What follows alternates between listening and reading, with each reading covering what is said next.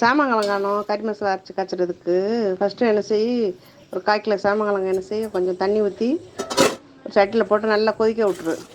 4-5 கொதி, நல்லா ஒரு 5 நிமிஷம் கொதிச்சா போதும். அடுப்பை ஆஃப் பண்ணிவிட்டு அந்த சூடு ஆறுற வரைக்கும் அதிலே வச்சிரு. வச்சோடனே சூடு ஆறினோடனே அதை எடுத்து உரித்து சின்ன சின்னதாக கட் பண்ணி வச்சுக்கோ. பண்ணி வச்சுக்கிட்டு ஒரு பல்லாரி வச்சுக்கோ, 2 தக்காளி 2ஐயும் கட் பண்ணிக்கிட்டு, அடுப்பில் சட்டி இதை காய வச்சு கொஞ்சம் 1/2 ஸ்பூன் வெந்தயம் போட்டுக்கிட்டு, வெந்தயம் வடித்த உடனே வெங்காயம், பல்லாரி வெங்காயத்தை போட்டு அதை நல்லா பொண்ணு வரவெல்லாம் வறுத்துரு.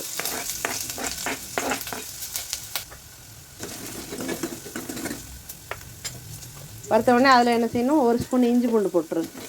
இஞ்சி பூண்டு 1 ஸ்பூன் போட்டு அதை நல்லா வதக்கிட்டு தக்காளி போட்டு, சிக்கன் மசாலா வந்து ஒரு 1/2 ஸ்பூன் சிக்கன் மசாலா அதையும் போட்டு,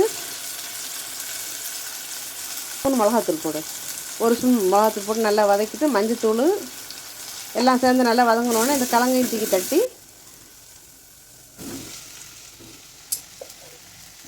அதுக்கு வந்து 1 ஸ்பூன் மல்லித்தூளும் உப்பு, அதுக்கு தேவையான உப்பையும் போட்டு தண்ணியை ஊற்றி அதை நல்லா கொதிக்க விட்டுரு.